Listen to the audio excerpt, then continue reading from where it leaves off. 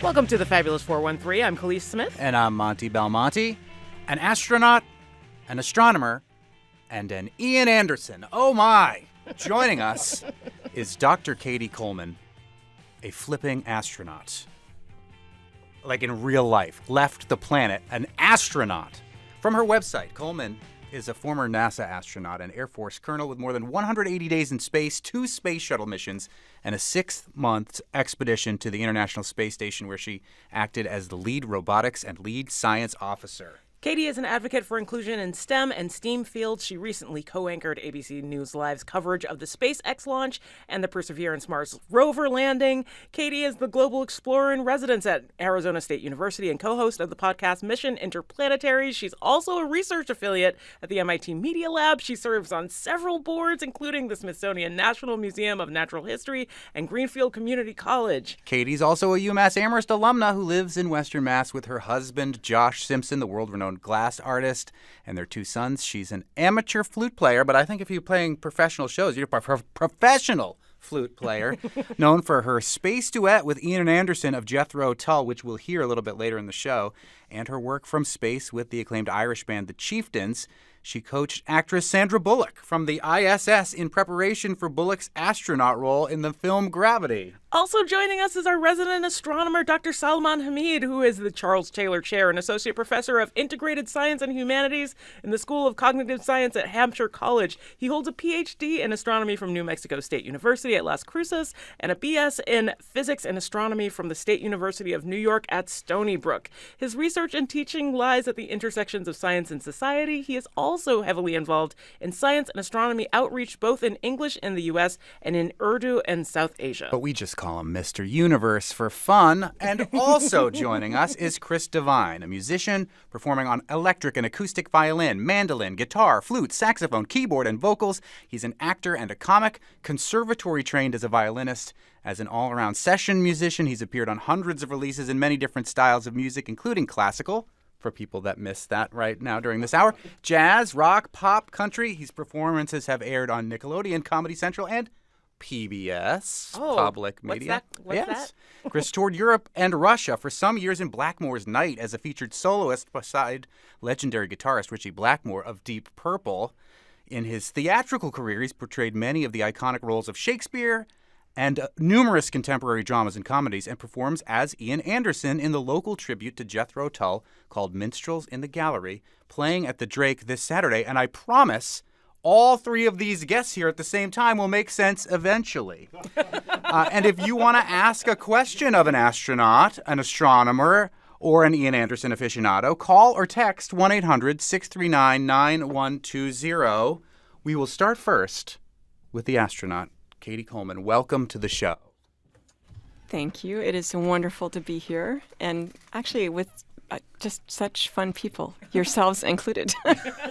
Now, Salman Hameed and I have talked about you frequently, and even though we talk about astronomy frequently, we're the ones. Yeah, you can feel your ears are burning. This is the first time you 2 have met, which is a great thrill for me to bring this together. And we're going to talk a little bit in just a bit about new spacesuits versus old spacesuits that you used to wear. Salman will be focusing on NASA's newly revealed spacesuits. But for those who aren't familiar with your story, first of all, you're a huge supporter of public media, about this public station as well, which we're really grateful for. And that's where I got to first meet you. And I introduced you to my cohort from 93.9 The River, Joan Holiday, using a more curse version of an F word besides flipping when I introduced you as an astronaut. I said, this is Josh Simpson, the famous glassblower, and his wife, Cady Coleman, an astronaut, a real bleeping astronaut. Because I was over the moon, pun intended, by meeting you. I meet a lot of famous people, but you rarely get to meet a human being who has gone to outer space. Do you wake up every morning and think, or look at the stars at night and say, I was close to them, closer than most human beings ever? No. Good. So then I won't put so much emphasis on going there. It's all overrated. But I do actually look at the moon differently these days. Absolutely. It's actually my husband and I commuted for 24 years. To the moon? Yeah. It was long. Like you do. Yeah, right. As one does. But we did commute between Houston and Shelburne Falls for many years, and DC for 2. And somehow it's just really wonderful to know that when you look out, you see the same moon. Yeah. And that meant a lot to me. And there's also a great story that I love, and Salman might know. Alan Bean, one of the early astronauts, when he was on the moon, he took with him his astronaut pin, the one that you get when you are like certified after training, eligible to be assigned to a mission, this silver pin. And then when you fly in space, and you buy these, of course, you get a gold pin. So he took his silver pin with him to the moon. And before he left, he took that pin and he threw it as far as he could. And so when I look at the moon, I think of Alan Bean's pin up there. And now I think about who will go there and who that we know will go there. They're probably all younger than everyone in this room, I'm just going to say. Oh, yeah, okay? for sure. Yeah. Yeah, for sure. Would that pin go forever? Or is there enough gravity on the moon that it would make it fall eventually? Oh, it definitely will fall. Okay, but yes. if it were outside of the moon and you about... threw it, it would just go forever until it punctures some alien spacecraft somewhere. Or well, we do not throw anything else out. No throwing out the trash.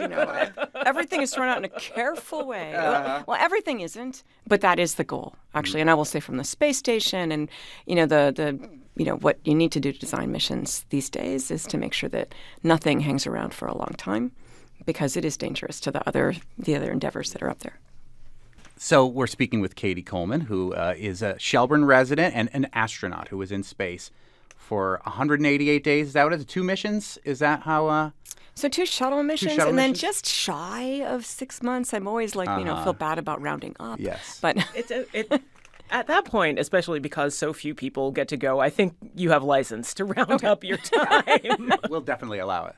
But one of the things I'm actually quite proud of is I am actually the first person to bring public radio up to the space station. Ooh. In that we get to, before we go, they ask us what we want to listen to, what we want to watch, that kind of thing. And they would put television news up there, and it would be 24 hours after the news happened. And I said, it's all about bandwidth. And I said, I just would like to hear public radio. And they're like, well, how often? I'm like, well, every day. And so now it's up there all the time for everybody. So what shows in particular did you want to listen to when you were on the International Space Station from public radio? Well, we didn't have the fabulous 413. Not yet. But other future astronauts, perhaps. If you're interested, we're available. Yeah. I would definitely have that. I mean, you want to mostly just the sort of national, international news and all things considered. Right. Just and we do a lot of working out up there, so it's a lot of time sometimes to be able to listen in that way. For those who don't understand why you have to do a lot of working out up there, why do you have to do a lot of working out when you're up there? Not just so that you look good as an astronaut. It's more to it than that. There can be a lot of bone loss and muscle loss, and in fact, we are basically really great patients or lab rats for osteoporosis. Because a woman who's 70 years old that has osteoporosis, what she loses in a year, I would lose in a month. So it's really a lot of bone loss. But we've found different ways so exercise is here to stay.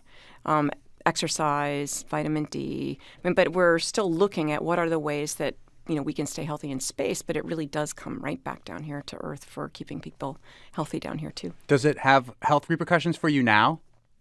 The fact that you were up there for almost 6 months? I have a physical every year, so we're always I love being data.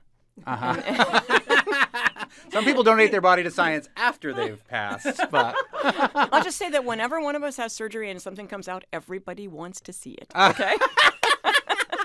Hampshire College astronomer Dr. Salman Hameed, Mr. Universe, you have a question for astronaut Cady Coleman. Yeah, well, first of all, I also wanted to thank you because I think one of the missions Chandra X-ray Space Observatory, which is a very crucial observatory for astronomy. So on behalf of astronomers, thank you. But I had a question, and so we talk about dark skies, and in particular these days people are worrying more and more about the light pollution in there. And I'm just wondering because, how was the sky from the space station? I mean, in terms of, and looking from some of the dark skies here, is there any difference, or is it just like a really dark sky up there? It is really dark if you make it really dark. Believe it or not, we have a lot of light pollution in, for example, the cupola, surrounded by windows, but they don't want you to run into things. So there's all these little lights. Every button has a little light. Oh, yeah. And so basically we have a bunch of gym T-shirts, and we've like sewn them together to be like you can put them on things. And you make one way to do it is literally have a T-shirt that you have around your neck. But then you take a big one, and then you put the rest of it duct taped up to the window. And that way, basically you are this inside. This is NASA we're talking about, everybody. NASA. Duct tape, right? These are the beautiful solutions we come up with when we're forced to. But it's a lot of work to make it dark enough to see. And I think an astronomer might actually have done that more than I did. But even just looking out, it just looks somehow more three-dimensional. Almost like, if you were going to go there, you could go then a little further and maybe it looks like you could journey through space, as opposed to what I feel like just looking at the night sky. It seems it's not one-dimensional, but... Well, you would also be seeing, the Earth has in a different perspective, so stars would be seeing sort of like, without the horizon. Exactly. In some sense, probably that's the... Yep. Wow. And you are actually journeying on the space station. You're going at a very fast rate. We are. Do you feel it differently than you feel it when you're on Earth, or did it feel like just being on Earth, or like more like being in a car? Like, did the Earth that you could see below look like it was going fast around in a circle, or does... We're going like 5 miles a second, something pretty like that. fast. Which sounds I got really pulled over fast, for right? doing that on 91 on the way here. Yeah, no. Cars can't do that. Oh yeah, right. But it doesn't. I mean, it's more. You just get used to this vantage point of being able to look around, to see places, and to me, to look down at the Earth and really feel connected to the places. When we first got up there, we would look out just at night. Because in a way, like the Earth goes by, it's a little overwhelming. And there's like, okay, this is what continent is this? And then after a while, different continents have different sort of textures and colors. And Australia is a different color than, someplace that's more red, brown in Africa. But then there's really green places in Africa. And so you get at least for me, it would mean something to feel connected to the places as you look out and see them. It's amazing. We're speaking with astronaut Cady Coleman from Shelburne. We are open to taking your questions at 800-639-9120. I realize that not everybody has headphones in here, so it might be harder to ask a phone-based question, but we might get to that point later in the show if we can dig up some headphones, and I'm definitely not telegraphing a call to the other people in the other room who could potentially bring headphones in here. And we're also speaking with Hampshire College astronomer Dr. Salman Hameed, Mr. Universe, and Cady Coleman is going to be performing the flute somewhere in Amherst, and that is why we have Chris Devine here from Minstrels in the gallery. It is that is the third piece of the puzzle. It makes sense why we have an astronomer and an astronaut in the studio, but why do we have this incredible musical multi-instrumentalist performer who's gone out on tour with Ritchie Blackmore of Deep Purple? We will get to that in just a little bit. You're listening to the Fabulous 413 on New England Public Media.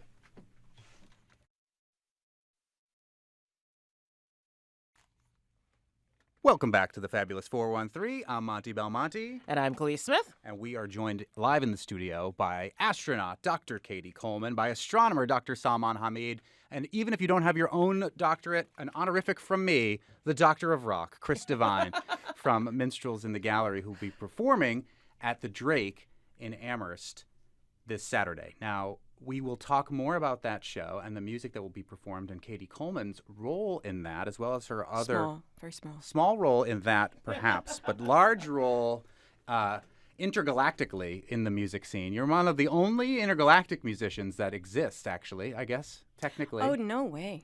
One of the only. Yes. Yeah. Okay. Yeah, because we know Chris Hadfield, right? Who was... were you on a mission with him? Is that... We trained a lot together, never up in... At the same time. Yep. He had a very famous performance that we may hear a portion of later in the show, too, from the International Space Station. But every Monday, we have a regular astronomy segment on the Fabulous 413 with Dr. Salman Hameed, Mr. Universe. And what do you want to be focusing on today, especially given that we can pepper an astronaut with questions? Yeah, I mean, this is just a fantastic opportunity because Axiom and NASA, they just unveiled, in some sense, a spacesuit that will be worn by astronauts landing on the moon hopefully in the next couple of years. And there were a couple of things. So I wanted to ask you about that.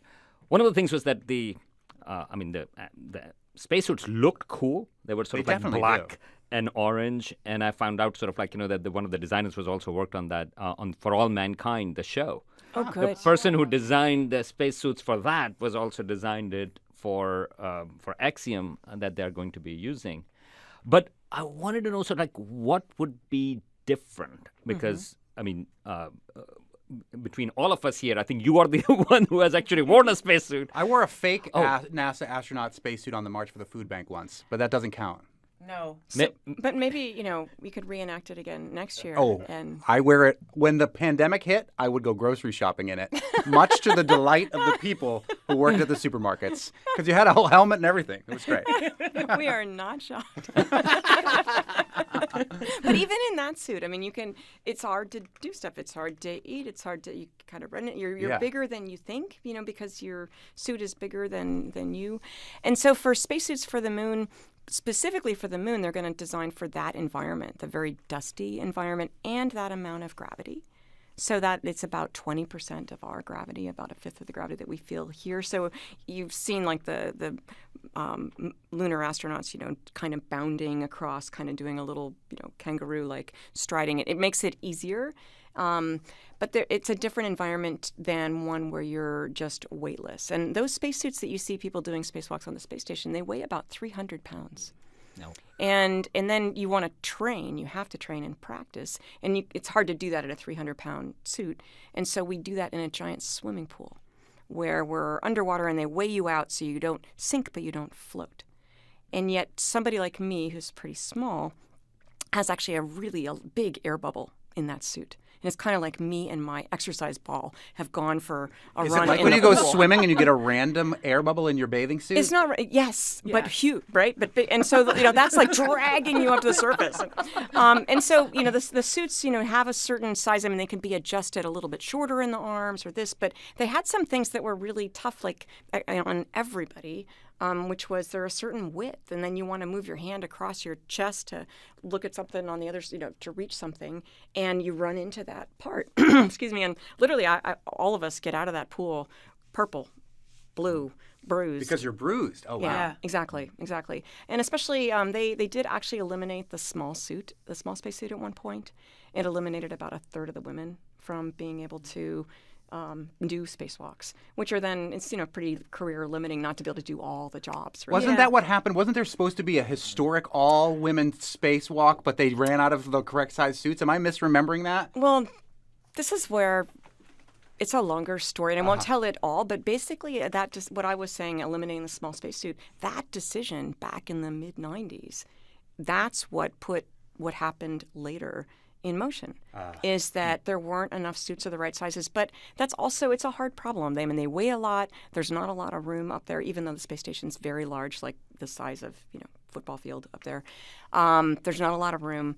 And so, do you need to bring, small, size small uppers and lowers, and they have big metal rings. So it's not easy to bring all the sizes. And at the same time, I think we've learned that there's real consequences to not designing for everyone. And actually and in bringing in these commercial companies like Axiom, they bring in ideas. I'm excited that I hadn't heard that it was the folks that designed For All Mankind, which is a show that I like because the astronaut corps is not as diverse as we would like, and hasn't been as diverse as we'd like. And so if you want to have some teenager around here look to the TV to be inspired about how history might include them, it's hard to do, and yet shows like that give them inspiration.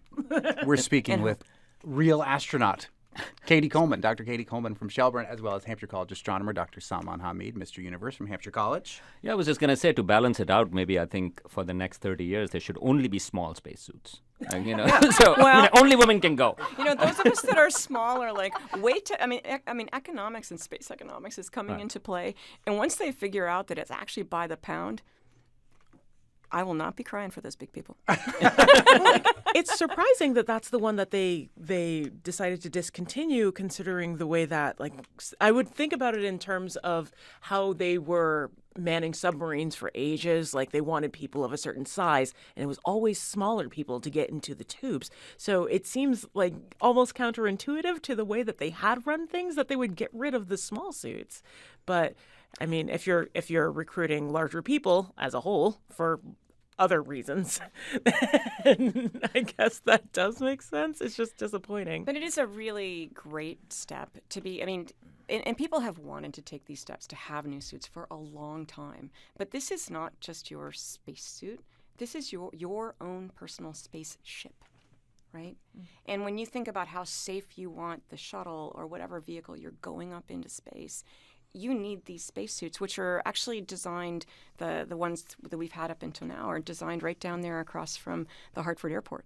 Really? From Bradley. Yeah. I didn't and it know was that. Hamilton Standard, and then it was, now it's Collins Aerospace in Northrop Grumman. Wow. And so, I mean, right down there's real people who live around here who were making, and those systems were designed, and we know they could be safe as they could be. And so designing something really new, it's hugely expensive and very hard to do. And so doing this in collaboration with the commercial companies has been a great thing to bring in new ideas and actually show that if you start small, then you can actually always build them bigger. It doesn't actually necessarily work the other way around. When was the last time that they were redesigned before this? Before this would probably be in the early 70s. That's disturbing. Wow, they have like bell-bottom spacesuits. Well, but I mean, think about roads and bridges and things like that around here. I mean, it's a serious infrastructure project to change things and how to reroute and how much money it costs to, So I don't know. It can only go from where we are now. And actually what I think also helps is that at least in the U.S., the astronaut corps is about 40% women now. And so then just by definition, and NASA is committed to having the first woman and the first person of color be the first ones to walk on the moon. And that's part of the Artemis mission, which is the spacesuits that these have been designed for, right?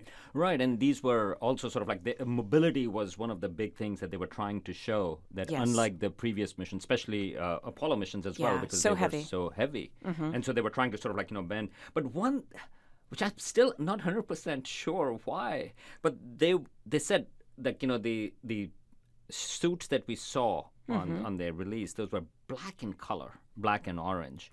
And then they explicitly said sort of that when astronauts are actually going to go on the moon, it's actually going to be white because they want reflexive material over there. So they're going to take that off. So it wasn't clear. And I did see somewhere what are they hiding? Is there are they hiding always something? a conspiracy. Are they hiding Outer something or space. not? But that was a weird thing. But what they did say that because one of the places where the Artemis mission is going to focus on and where most people are going to be would be the lunar South Pole. Correct. And including places where sun never shines. And so it's going to be very, very cold. And so that is one thing. It seems like that's a difference from the Apollo spacesuits versus these ones. Right. And we think spacesuits, but they're like 11 different layers at least. And as a material scientist, I think this is really cool that you need all these different layers and maybe different ones for for different uses on the moon. Right. And they were specifically talking about the boots. Is that because they will be right on the surface and it's so cold, and so that's some new technology that they are using, which I don't know what it is. Yeah. They are using it. Well, and it's just interesting kind of human stuff to me. When we practiced that in the pool and we were wearing those big boots, if there's some of those 11 layers, there's some big fold that's making a big crease right across your foot, it is actually unbelievably painful. And so and to me it's interesting. I think there was an award given a couple of years ago for designing new space gloves, and the designers were the Victoria's Secret designers that designed the wings for the models. Okay? And when you think about it, they're used to trying to figure out how to wrangle fabric and utility and mobility and accessibility. And so I like that there's so many more people involved, and I love the look of the new ones because I think it makes especially kids think, oh, it looks like a comic book, right? Yeah, you can be a hero. It looks like a suit from an anime series. Yes. and so but I just think it makes it look accessible, and I like it that I don't know if it's on purpose or not, but it doesn't look like the same old thing that people feel like, they didn't invite me back then to be part of it, but now maybe this is something I could have an idea about.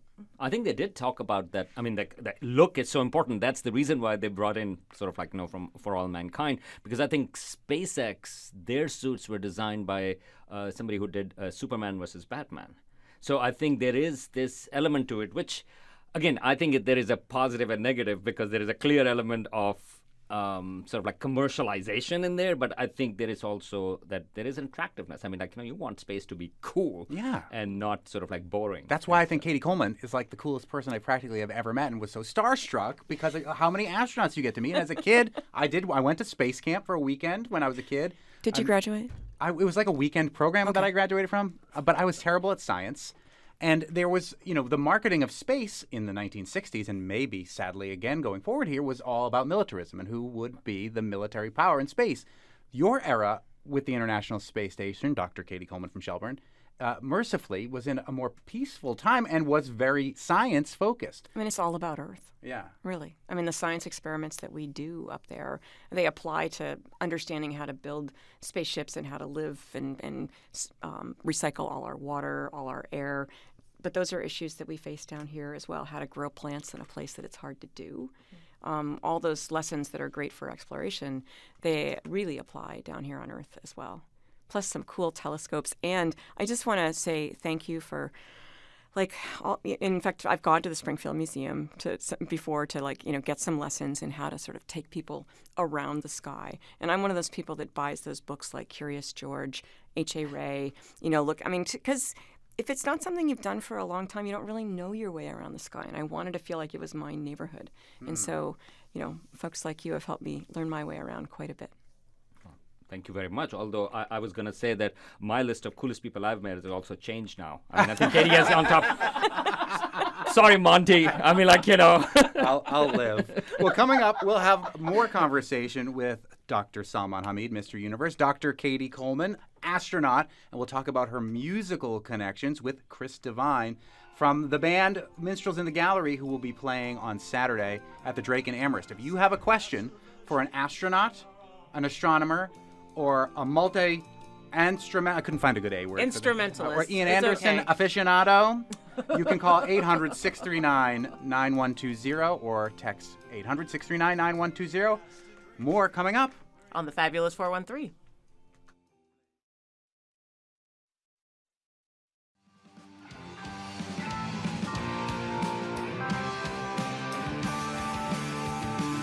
Welcome back to the Fabulous 413. I'm Khalees Smith.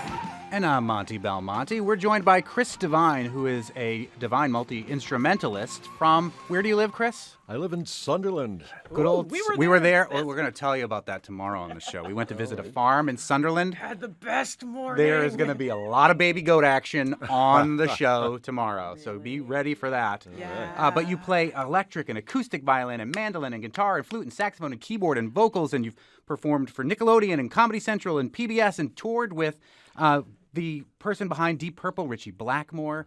And now you are part of a tribute to Jethro Tull called Minstrels in the Gallery, who are performing at the Drake this Saturday. Tell us about the band. Well, it features actually 4 of the finest local musicians, so I do want to give those guys a plug because they're working for me and they're working really hard. I've got legendary Jopie Fitzpatrick on drums, the only legal drummer that can be used in the Pioneer Valley. We'll give a shout out to J.J. O'Connell. He is in, yes. Okay, right. He is in every band. Pianist Ken Forfia, who I knew back in the college days at UMass, and Joe Boyle on guitar, who's also very well established and certainly appears with the Young at Heart chorus very often. He's one of their charter members. And finally, Bill Noland, who is a bass player that I've been working with since the mid-'80s, and who was actually the genesis of this band actually happening because we used to do a small Jethro Tull segment in the band that we did back then. We had not seen each other for over 35 years, and when we finally ran into each other, he said, we used to do that Tull thing. We really ought to bring that back. And I'm like, oh, that's a good idea. Yeah. And I remember you played Hawks and Reed a couple months ago, and people were over the moon excited about how great that show is sold out.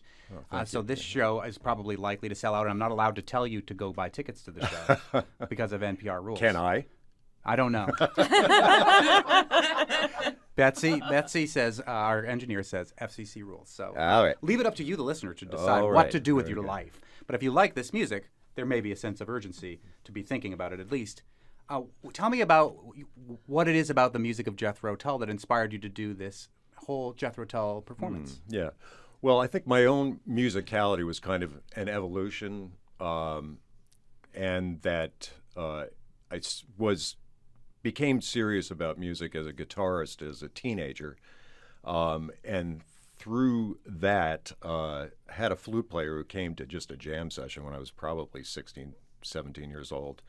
And he could sort of wheeze his way through a couple of those songs. For those who don't know, Jethro Tull features prominently Ian Anderson on flute, which is not the most traditional of rock instrument. No, in fact, he's really the only one up until. It's an R&B instrument now. Thank you, Lizzo. Up until Lizzo. I was going to give propers to Lizzo, who is awesome, by the way. Fantastic. Maybe she wants really, to come on Saturday. Really good. You never know. Really good player.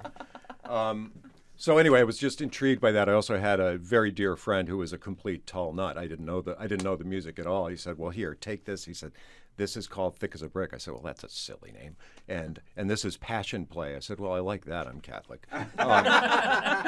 So I took these home, and I was so blown away by. I said, "How do you do this with a rock band?" I mean, it was utterly new to me because I was into the Stones, I was into the Beatles. I was like, and I went and I bought a flute the next day.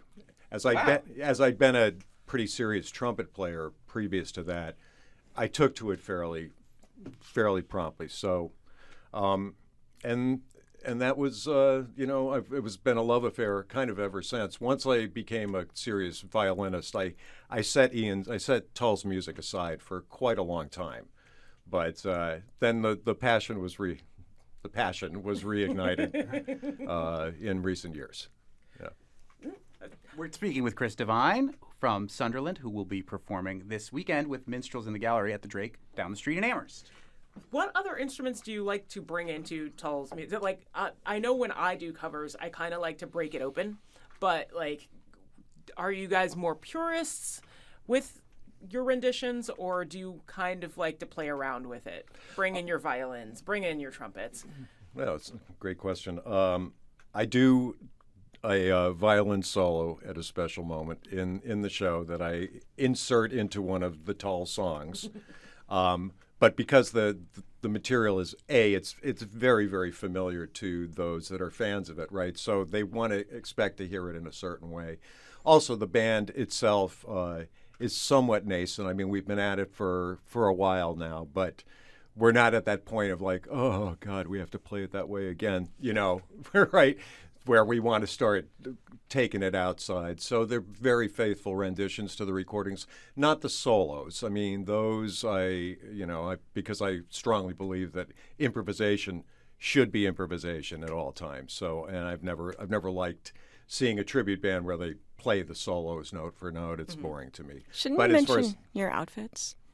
Oh, you mean my costumery? My costumery? Is it a spacesuit? Oh well, there isn't much space in this suit in my nether regions anyway. Perhaps a codpiece of sorts. Perhaps. Yes. Perhaps. Ruffles and vests. Indeed, there are ruffles. There are vests. Are you looking at a picture over there? No, I just know. I've seen pictures of Jethro. Okay. Well, yes. And my costume, which has been ably assisted by my very talented friend Ann Steinhauser, is kind of a compilation of he would change costume. He would have a different outfit and a different theme for every album back in the peak periods of the 70s. And so mine is sort of a hodgepodge compilation of all those looks. That way you get away with not having to do costume changes in the middle of the show. That's true. Although I would have loved to, but not enough time for that. So it does definitely comprises boots, it comprises tights, it comprises vests and frilly shirts, and perhaps an appendage thereupon.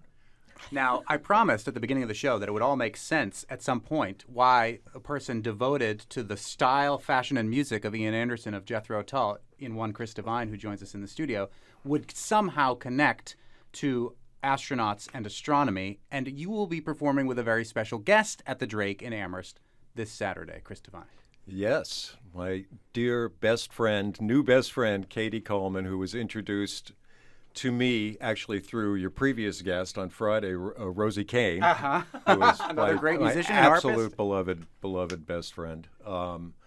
Who Cady had, I'm not sure how you originally became acquainted with her, but at any rate, we had done some Irish shows together over the past few years, and then it came to be revealed that she had actually played with Ian from orbit, which is incredible. Ian Anderson of Jethro Tull and you, Cady Coleman, did an actual duet, you in space and Ian on Earth. Well, and I actually brought his flute up there. And so I was I went up to the space station on the Russian Soyuz, very small, right? And back on the same craft. And when I was going to go, there were no space shuttles. They were going to be done with the space shuttle. And so I couldn't bring anything but a couple of pounds in the Soyuz. Suddenly, the shuttle missions were delayed, and a shuttle would be going up and could take some of the. We've always been allowed to bring things that mean something to you, your family, local organizations, and getting to go to space is just so special. We often, I think, all of us try to bring things with us that bring others with us. I think there was a model of a Galileo telescope that came up there, and I brought a flute for myself. Made in Massachusetts, actually, the Powell Company in Massachusetts. And I also brought one for Ian Anderson. And then also I brought an Irish flute. It was about 100 years old. Wow. And a penny whistle for a band called the Chieftains. And I tell people that if you brought their flutes to space, you could play with them, too. Well, we actually have the clip of the duet between you and Ian Anderson from the International Space Station and with Ian Anderson from Jethro Tull on Earth. And we'll hear that right now. Tonight, Ian Anderson and I would like to honor Yuri Gagarin for his brave journey 50 years ago. And we would like to celebrate the role that humans play in the exploration of our universe, past, present, and future, by sharing some music between Earth and space.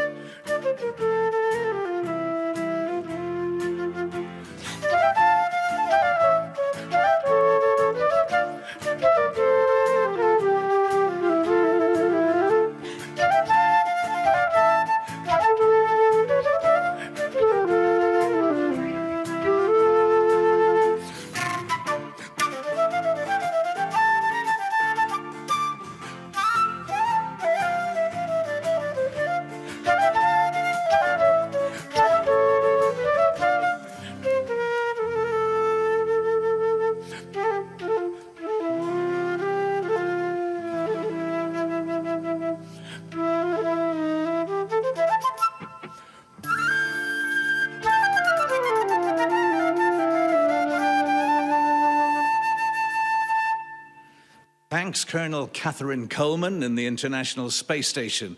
We should remember that today's cosmonauts, scientists, and astronauts are still every bit the rocket heroes they were 50 years ago. So, from the cultural city of Perm in Russia, let's salute Cady, Dima, and Paolo up there in orbit, and of course, the legendary Yuri Gagarin. Go safely. That was the voice of Ian Anderson of Jethro Tull, who Cady Coleman did a duet with from outer space while Ian Anderson was in Russia on the 50th anniversary of Yuri Gagarin going to outer space. Looking back on that now, what is it, about 10, 11 years ago now, I think, right? 11, yep. Yep. How does that feel to hear that all over again? April 12th, which is the anniversary of the first human to leave the Earth. And Ian was playing a concert in Russia. Ian Anderson is the flute player in Jethro Tull. He's the leader of the band.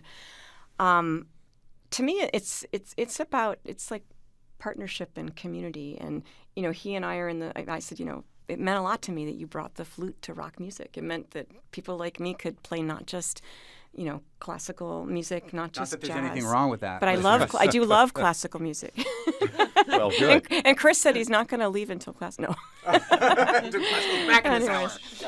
But I think it's about family. I mean, that's what the show on Saturday is about too. I mean, Chris and I met, through Rosie, who just brings people in to play music, and then they find each other and they play places. And I tell people that partnerships take being brave and being open. And I had to be brave to ask. I think he had to be really open to say yes. And even when I've played with his band, later, a couple times in the past years, they're like a family. And music is a family sport. And in fact, when you're on the road, it's very much like being part of a space crew, getting along. You don't get to pick everybody on your crew, right? And how to get along. And uncomfortable outfits, as we've heard about already. Exactly. But I was going to say that I think they like me because when I show up in Boston, when they're playing in Boston, I bring fresh tomatoes from Putinsky's farm stand. Nice. Yep. Shameless plug to our local heroes. Well, but because real things on the road, not just like food from somewhere. It's like food from somebody's farm. Yeah. It's no astronaut ice cream, but it'll do. Also, I feel like it's the most prog rock thing to play Ian Anderson's flute in space. Like, what could be proggier than that? Yeah. Maybe if you played on the dark side of the moon, perhaps. Oh, we need the new suits for that. That's right. Well, and actually we had a robot up there, and they were going to program the robot. I mean, it's really how to move his fingers, and he was going to move his fingers to do the keys, and I would be like hanging off on the side, providing but then can't do everything on the mission. Can't do everything. That is astronaut Cady Coleman from Shelburne, and Robot flautists on the moon. Yes, and Chris Devine, the multi-instrumentalist, who is going to be part of the tribute to Jethro Tull this Saturday in Amherst at the Drake, called Minstrels in the Gallery. Cady Coleman will be accompanying them on stage, and they are going to perform for us live in the studio in just a little bit. I'm Monty Belmonte. I'm Clee Smith. You're listening to the Fabulous 413 on NEPM.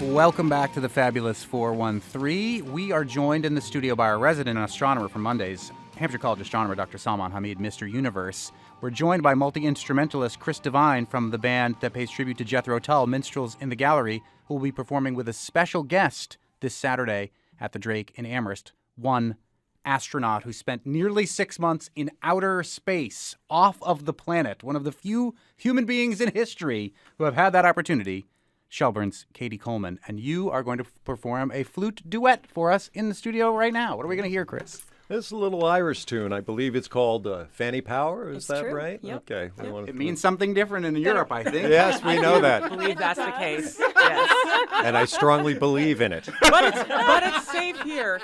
It's safe here. It's something that the chieftains asked me. I said, is there something I could play that wouldn't upset all the lawyers and all those kinds of things. And they sent this song up to me, and so it's just something I've loved, and I've played with them sometimes on stage.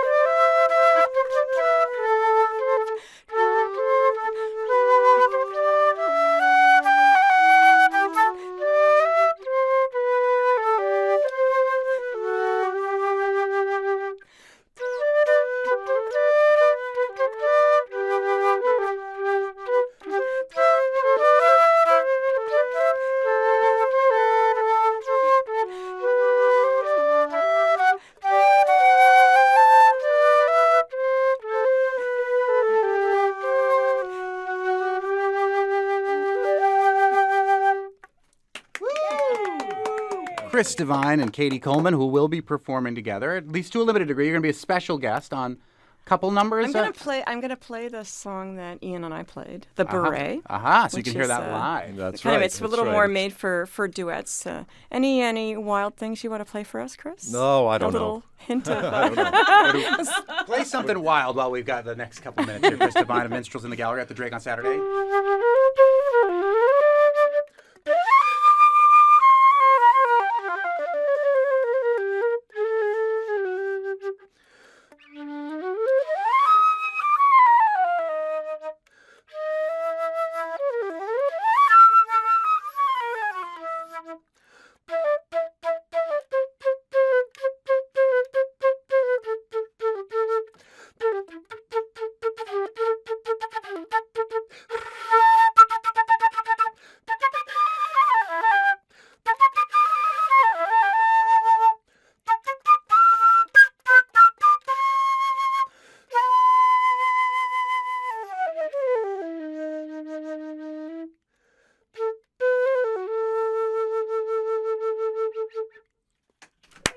And I remind you, dear listener, he was not playing that instrument until somebody brought a Jethro Tull album over to your house, and you're like, I'm going to go get a flute. I'm going to go get it. Inspiration learn lies it. anywhere. Yeah, that is fantastic. And not to leave Salman out of this conversation. You have to play something on the flute now.